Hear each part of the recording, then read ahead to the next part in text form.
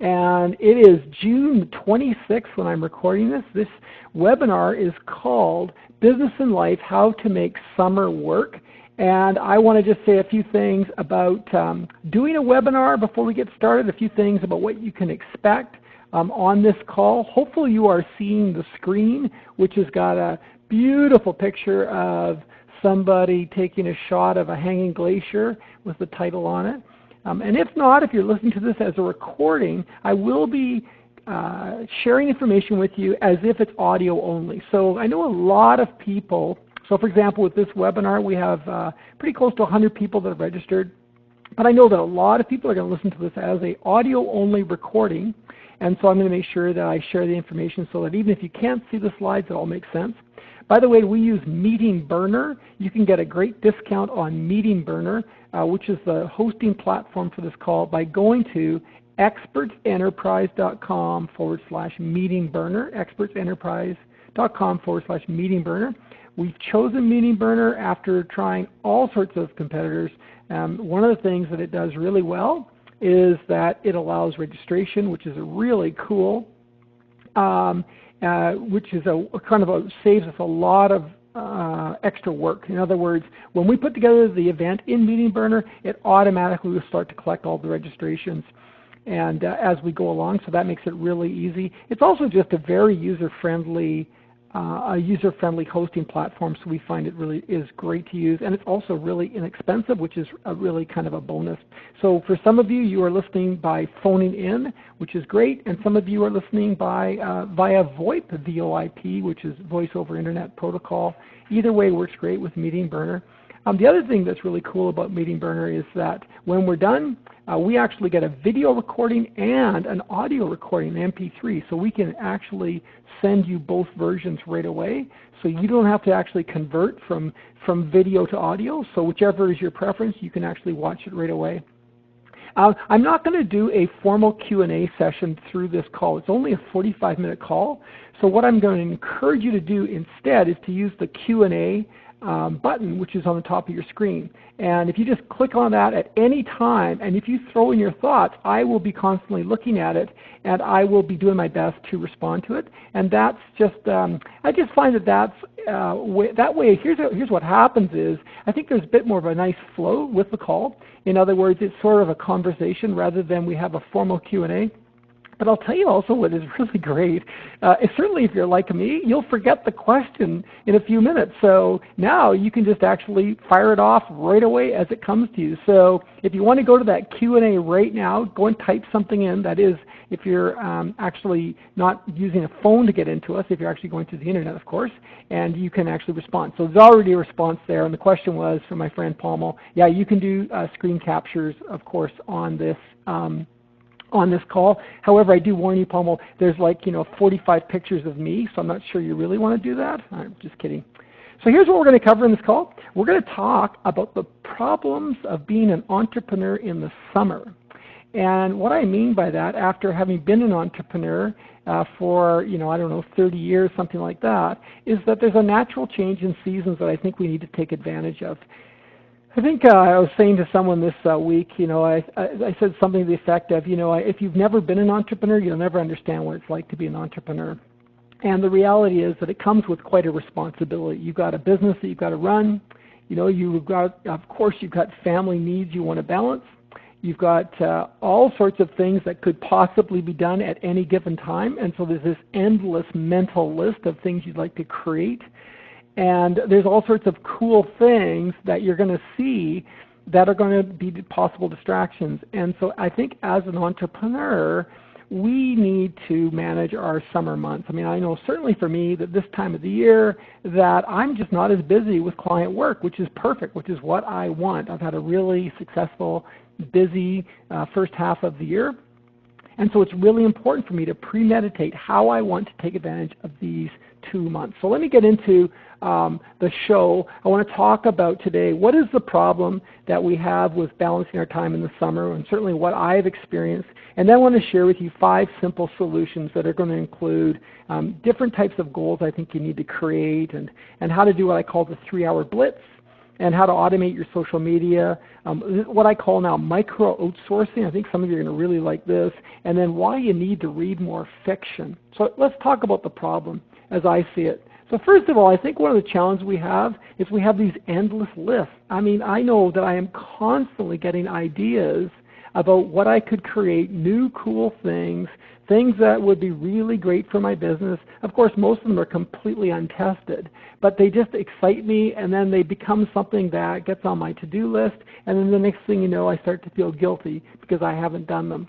Another challenge is that I go into the summer without any specific goals, partially because I'm kind of exhausted. Do you know, I've been running with goals for 6 months.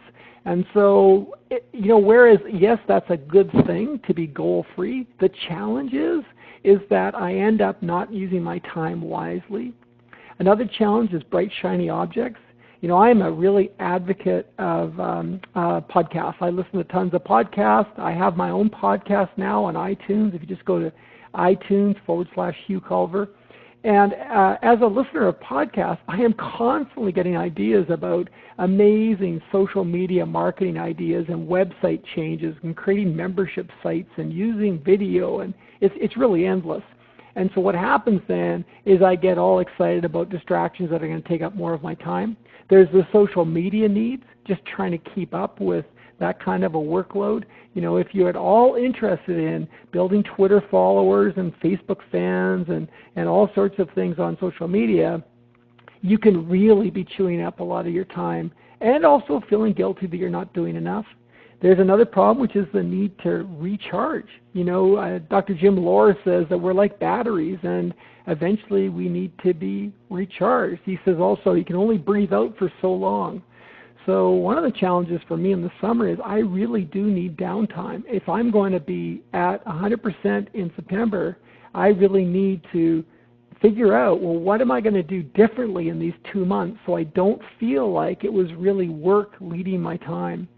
And the final challenge is, at the same time, I do need to prepare for the fall. I mean, sure, I have goals and I have campaigns on the planned, but I need to be actually spending time really thinking through, well, what have I learned in these first 6 months, and then what am I going to do differently in the fall?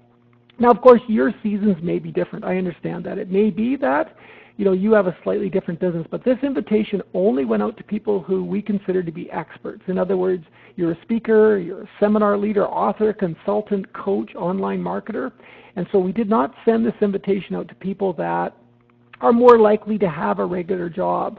And not that we don't have a regular job, but you're more likely to be an entrepreneur. And so I think that those 6 problems, if you will, probably are resonating with you more or less.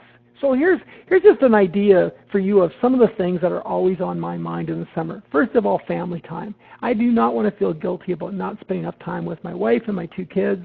There's a lot going on in our family right now. We've got one daughter that's just graduated from high school, so she's got, she's getting ready to go off to university. We've got another daughter that's really involved with sports, and then both of them have part-time jobs, and my wife has her own practice in the summer. But plus, we need time to get away. I've got 2 blogs that I need to keep feeding. I've got my new podcast that needs at least 1 new episode every week, which means I have to go out and obviously get interviews lined up, and I have to conduct the interviews and get all the editing done.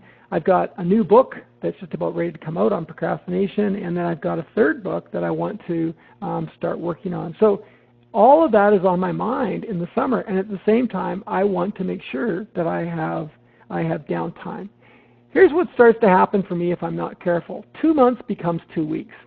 And what I mean by that is my 2 months, my precious July and August, end up becoming 2 really great weeks of summertime, and it becomes a lot of other time just spent really thinking about work or spending too much time actually at work. So what happens is I have a sort of a disorganized approach to the summer months.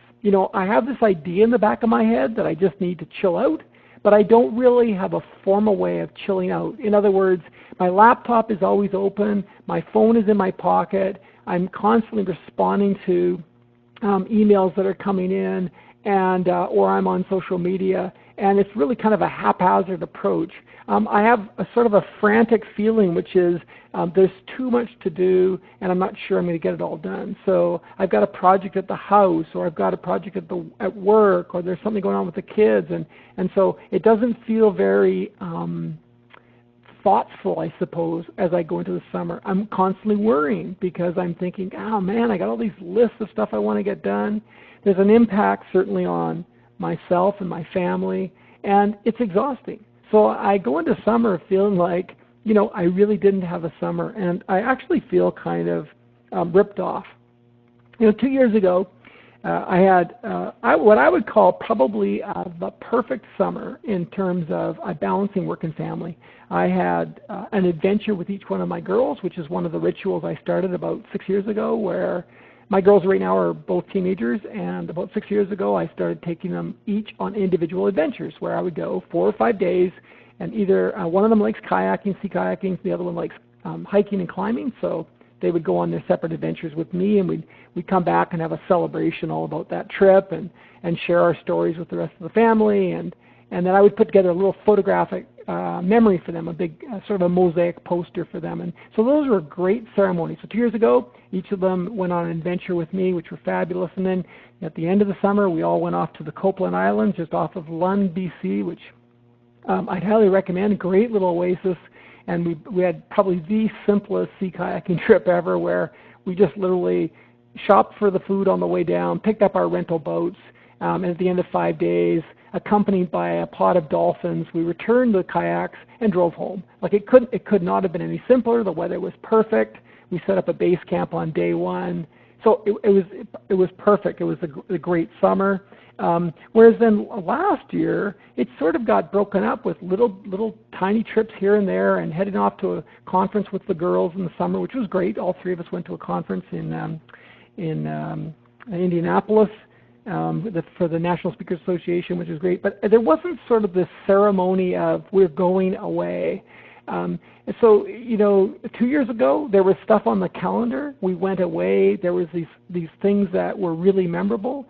Last year it was more of a mishmash of little things thrown together, and it made an impact on me and the family, and I just not feel like I'd actually had what I would call, quote, a summer. So I've got some solutions for you. So here's 5 things I'm going to recommend. Number 1 is you got to have goals for non-work. I think you have to have, and I know this sounds regimented and maybe a bit like I'm a bit of a control freak, but if I do not have goals for non-work, like I don't have an adventure on the calendar, then what happens is another week goes by. Number 2, I think you need to practice what I call the 3-hour Blitz, and I'll explain to you more about what that is. I think you need to learn how to automate your social media so that you're actually in control of it. And fortunately, there's some really great little devices I'll share with you today, and there's lots of them out there that are going to help to make sure that you are, that you're using your time really wisely, but also what you're doing is you are leveraging the actual content that you create. You need to learn how to micro-outsource. So this is one of my favorite topics now, is where I take little parts of what I do and I get someone else to do them, so that when I am actually working on my business, it's in really short bursts of time, and I have other people that pick up the slack. And then number 5 is, I think you need to read fiction. And I'm just using that as a bit of a metaphor, I suppose. There's a lot of things I think we should be doing as habits in the summer that are completely single-tasking, non-work activities. And so I suppose if you were to give a theme to these 5 points, these 5 solutions, it is this. It is focus on only one thing at a time that is going to give you the best results, either in terms of moving your business ahead or in terms of celebrating summertime. They say the brain can only think about one thing at a time, and I think the same thing is true for us as entrepreneurs. We need to decide what's the most important thing for me to be doing right now, not worry about other things, and just get on to it and do the best you can. So let's look now at how to do this. Let's go through number 1. So goals for non-work. The first thing I think we all need is we need something that's either going to mentally, spiritually, or emotionally make us feel like we are rejuvenating ourselves and recharging ourselves. So, for me, it's definitely going out into the wilderness. It's definitely camping. It's out kayaking. Last night, I was out on the lake paddling. I think I started I was at 8 o'clock at night, 10 to 8, I think, and came back in just about an hour later. Fantastic workout. Sun was just going down. Nobody on the lake. I just felt completely refreshed. It was just like an amazing experience. The same thing's true for me taking my daughters out for a great camping trip or going to yoga. I need to have these practices in my life that actually get me to stop thinking about things and to actually feel completely recharged. Number two is I do need physical stuff in my life, whether that is walking my dog or going for a run or a paddle or whatever I'm doing, but I do need to feel like I am physically engaged with the world, and I need to also feel like I'm taking care of my body. As I mentioned, Dr. Jim Lohr talks about us being like a battery, but he also talks a lot about how important it is that we continue to recharge that battery and to put back into it. Next, a goal would be learning. So whether that is enjoying a great book, listening to podcasts, or just even, for example, picking one of the software packages that you use a lot and you never quite had time to figure it out, and actually just making that a bit of a goal. It's not really about producing work, it's just about honing your craft. And so, for example, maybe you use Keynote on the Mac a lot, or you use PowerPoint, or maybe you've just bought a ScreenFlow or Camtasia, as I just did, or something like that. And maybe you say to yourself, you know what, this summer is I'm just going to get a little bit better at this. So I'm not going to learn everything, but there's a couple of things I'd like to know more about, and so I'm just going to hone my craft in those areas.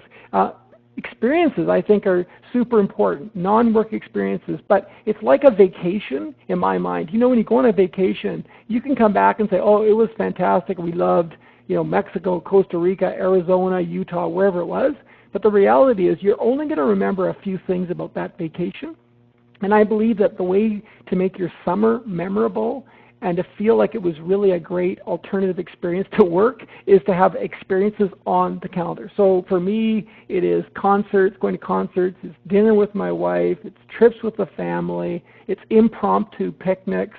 It's things that end up being memorable. And when I think back on the summer, I think, wow, you know what? I love these 5 experiences. So I would encourage you to get those on the calendar whenever you can. Reading. So we're going to talk more about reading fiction, but just in terms of having more time to read. As entrepreneurs, it is probably the one practice that's going to serve us the best. It was interesting when I actually interviewed Guy Kawasaki just the other day. He said, and this is a guy who's an author of 12 books, he said that he only reads fiction, and he reads about 50 detective novels a year. And I thought, now isn't that interesting? Here's a guy who is highly respected as a thought leader, who has 4 million followers in social media, who is really an influencer, and he doesn't read any business books. So it's just interesting to start thinking about what is fueling our thinking. Building. And what I mean by building as a non-work goal is something that makes you feel just creative. So I love building projects in the yard. I love working on things like a writing project that makes me feel good that maybe I'll never even use, but I'm building something there. Even a cleanup project is a form of building for me. So I love to just, one of my projects this week is to get rid of really old files from the company, and just to feel so good about seeing all that stuff go off to recycling and not have those boxes around. So what is it physically you can create or clean up or do differently that really you've never had, in the last 6 months you just haven't had time to do it, but it would make you feel great to see that actually completed, whether it's a project around your home or your condo, or it's a project around cleaning up something around your business. And then, of course, relationships, non-work goals around relationships, reconnecting with friends, turning your cell phone off when you're with people, closing your laptop when you're around your family, and just being really present and having long conversations that you just normally don't have. I've got a couple of groups of people that I get together with on a regular basis, and one is for work and one is for relationships, and I just really value those meetings. And when they happen, they go on for hours, and I just, it just refuels me, because one of them's about work, and that's great, and it really does get me excited to be, sharing ideas and listening and learning from others. But the other one is just purely about hanging out and talking about being dads, actually. So I really encourage you to look at, okay, so what's my goal for the next 2 months as far as reconnecting with people that I just haven't had time to in the last couple of months. So there's goals for non-work. So your job is to go and actually put those on paper on your calendar. And in particular, number 4, I'd really encourage you to look at what is it that I can create as an experience this summer. I'm going off to a concert, for example, or I'm going off on this trip, or I'm going to go down the Oregon coast, or whatever it is, but it's something on the calendar. Okay, let's talk about the 3-hour Blitz. So this is one of my favorite things to do. So what is the wrong way of doing work in the summer? To me, the wrong way of doing work is going to your office or your home office and thinking you're only going to put in 90 minutes and spending 4 hours there. That's the wrong way to do it. Sure, you got a lot done, but probably it was pretty ineffective. I think the right way to do it is to go in less frequently, but to make it a blitz. So what I like to do is I like to dedicate maybe twice a week or once a week even sometimes, just 3 hours. And I have got a list that I've made up the day before. I'm treating it like a client appointment. So let me explain to you how it works. First of all, I put together measurable goals. So I will not be distracted by what's on the internet or social media. Like, my job is to go in there. So for example, a great 3-hour blitz for me would be finish a blog posting. So in other words, take the draft, wrap it up, pick the image, and I'll show you in a few minutes actually how I actually outsource that. Edit and post a podcast, which I've already probably done the interview for, and then respond to some coaching clients' inquiries. So 3 hours, got it done, cross it off my list, I'm done. And the second part of that is no distractions. So when I go in there, that's all I will work on. And you've got to really think about this, because you certainly could be so easily distracted by anything. Like, so for example, I could be working on my podcast and I could think, I wonder how you do that better. And then the next thing you know, I'm on Google. The next thing I'm on someone's site. Then I've actually subscribed to their blog, and on I go. So no distractions. Number 3 is to have cutoff times. So just like my ritual in the morning when I get up, it's really important when I do the 3-hour blitz that I know that I finish that blog, I'll give it 45 minutes, and then it's done. The podcast, I have to give it 50 minutes, then it's done. And so I have these cutoff times, which really give me a sense of urgency. My objective is to keep my commitment to my family and to be out of there, but also to feel like my time was really well spent. So I treat it like a client appointment. I show up on time, I get to work, I'm not distracted, and I complete what my goal was for that appointment. And then finally is I need to record the success.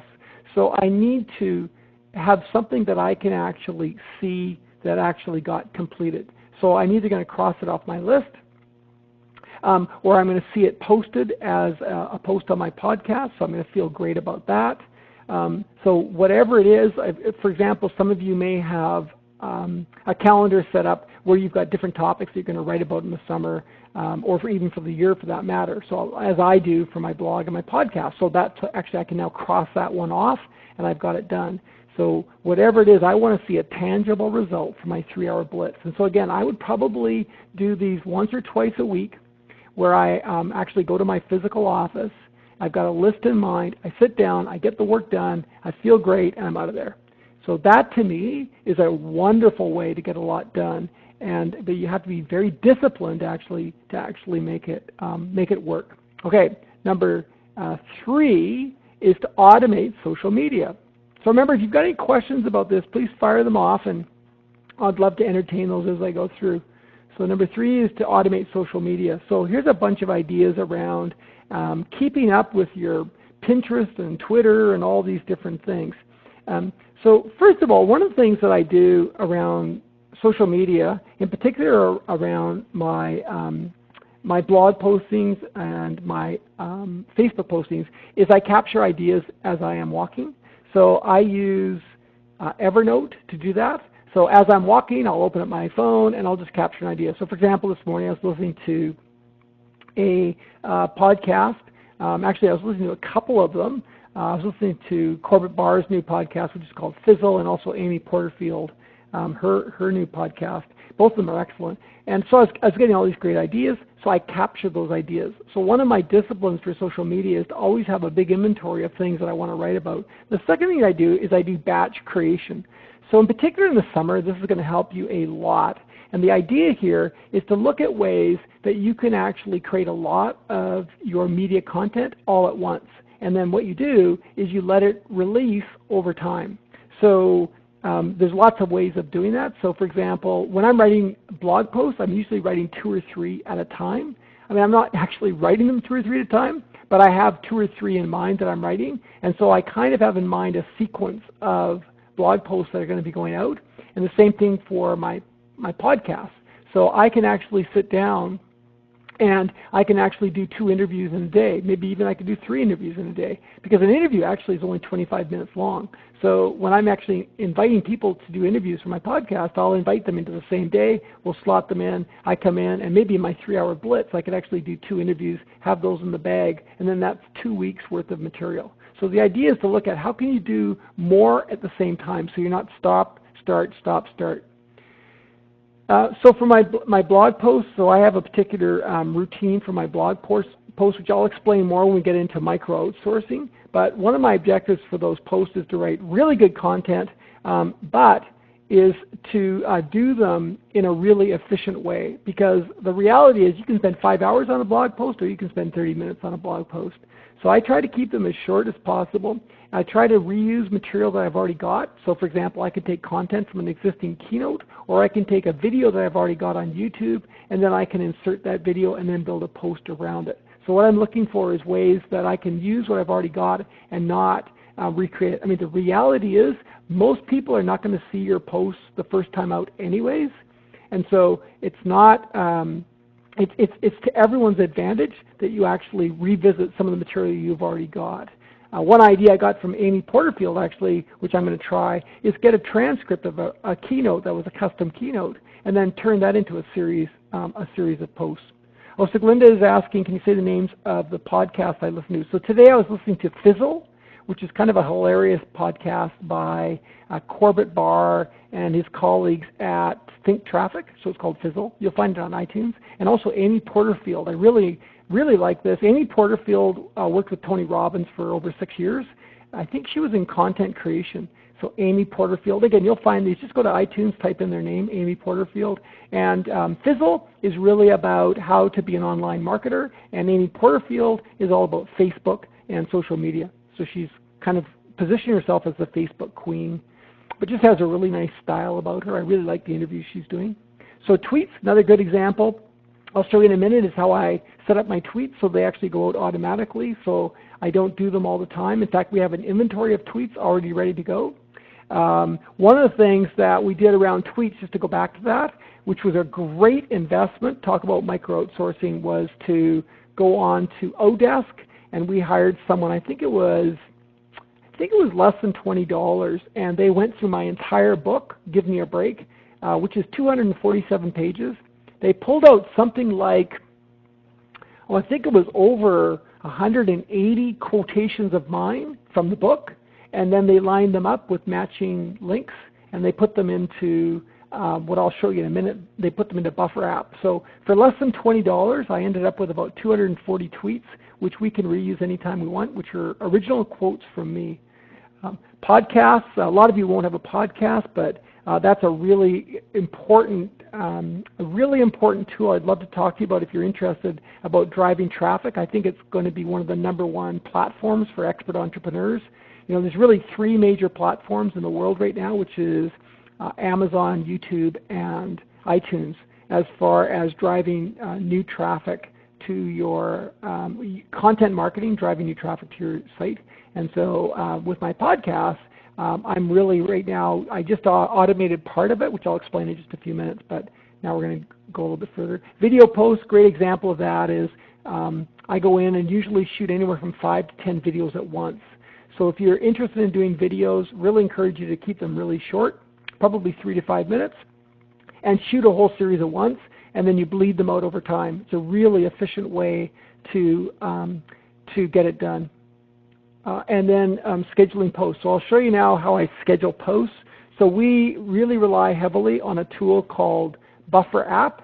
And this is just a screenshot from this morning of Buffer app.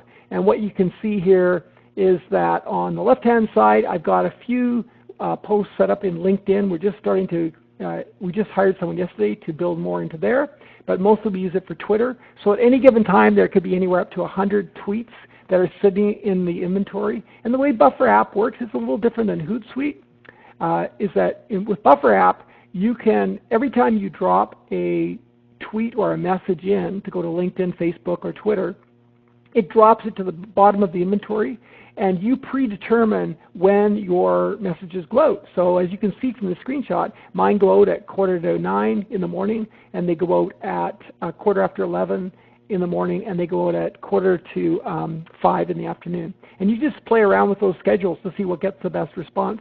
And then you just drop in all these different tweets with your links. And then when you do it, you decide, is it going to go to LinkedIn, Twitter, Facebook, or all of those?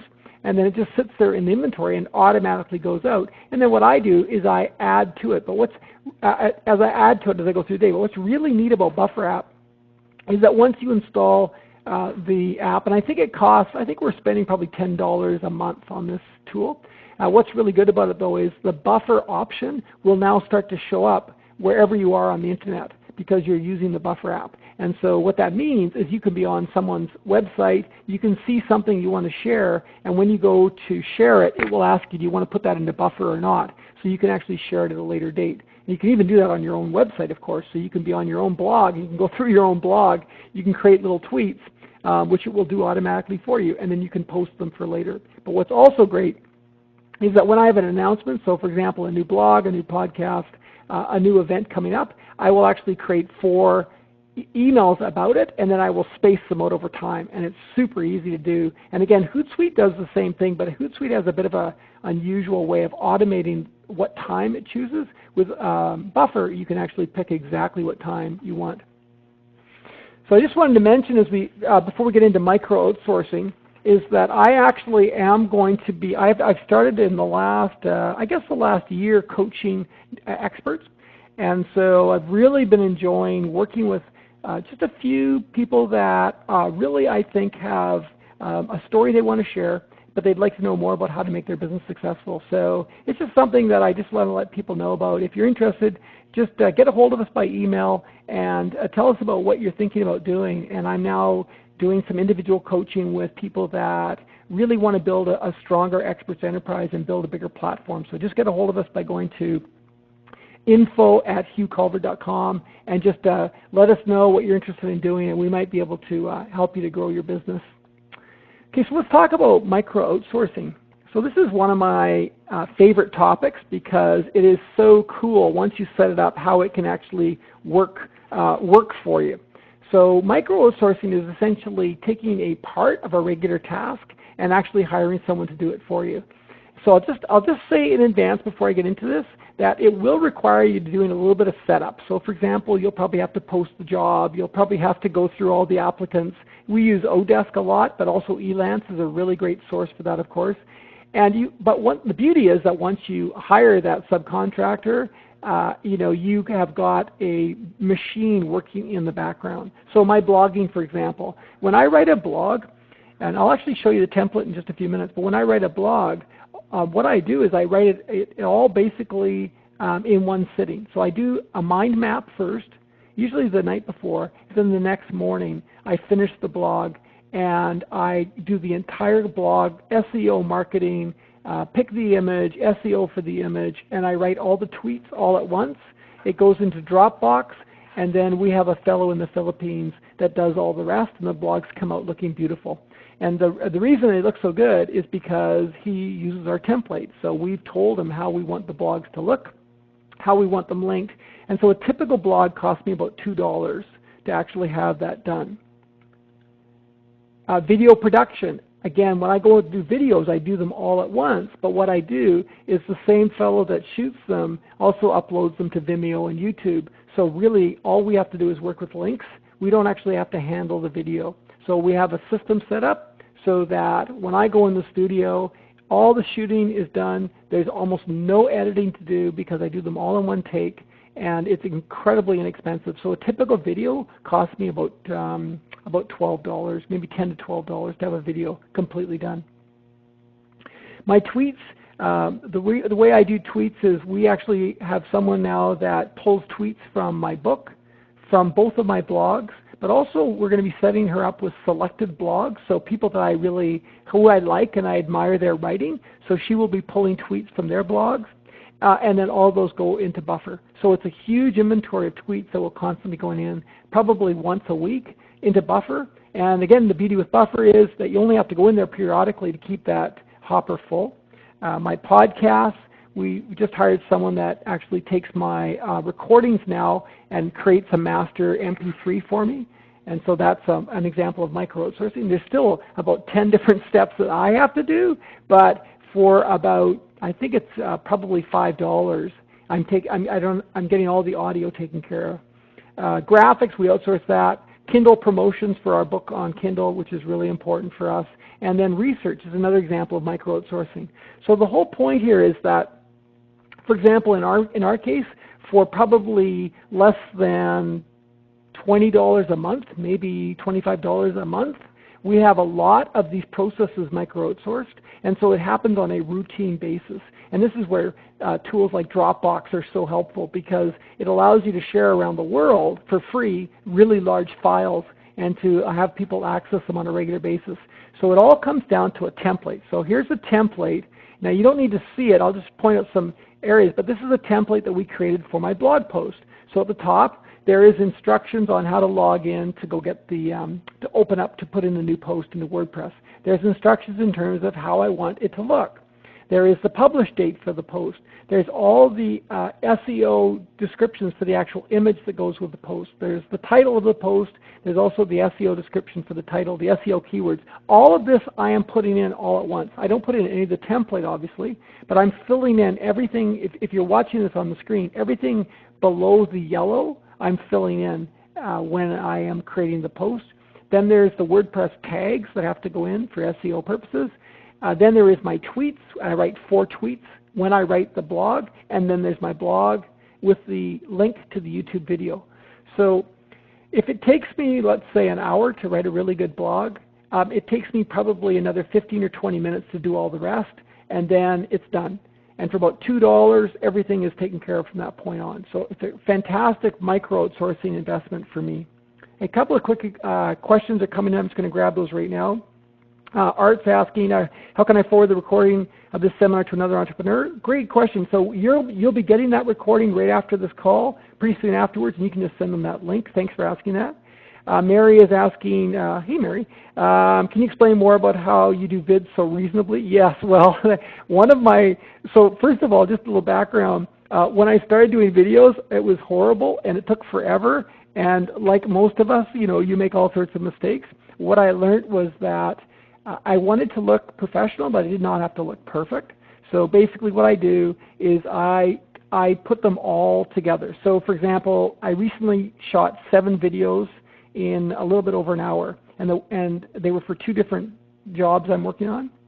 And so what I did was I just get a pad of flip chart paper, and after I've done my mind mapping, I make 1 sheet of flip chart paper for each topic, each video. I go into the studio, we hang those pieces of flip chart paper up, I shoot each video, and about every second video I change my shirt, which is a little bit of a thing I do.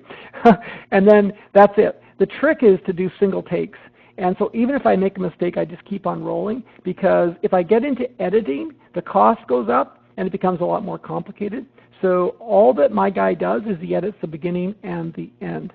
And so at, I think, $75 an hour for studio time and $50 an hour for editing time, I can do those 7 videos in probably about, I think it was about $100, maybe $110. So that's how I do it. The next question is, Michaela, yes, of course, I will share the blog post template. So we will include that in the, thank you for asking that. We'll include that in the email that goes out. And Siglinda is asking the same thing. Great questions. Thanks, everyone. Okay, so let's go on now to the next one. You can see why I love this topic so much, because, as entrepreneurs, isn't it great if you can find a solution for $3 or $4 that just gets rid of the part that you don't want to do? I mean, to me, that's just heaven. Okay, let's talk about reading fiction. So what I meant by that was you got to have a distraction. First, let me tell you a quick little story, and I'll get into this one. But I remember years ago, I was working with this, it was actually BC Tel, and it was the senior leadership team of BC Tel. And these were the 6 guys, all men, that ran BC Tel before the big merger with TELUS in British Columbia. And they had, masses of people that reported to them, huge responsibilities. And there I was, the first night of this 2-day retreat with them, just outside of Whistler, BC. And this one senior vice president said to me, every night I read a novel. And I was so curious, I asked him more. I said, I don't understand what you mean by that, because here you are, you travel all over the world. You deal in, hundreds of millions of dollars in deals all the time. You're in Argentina one day, the next day you're in New York. Why do you read a novel? And he said, because it reminds me I still have control. You see, control is one of the most important things for our health and our feeling of confidence and our feeling of, I guess, even happiness. And I think you get control back by doing things that are completely of your choice. So, for example, what I mean by reading fiction is have a hobby that you enjoy. Have something that you enjoy doing and make sure that you do it. In particular, I would choose a hobby that makes you single task. In other words, there's nothing else you can do but that hobby at that time.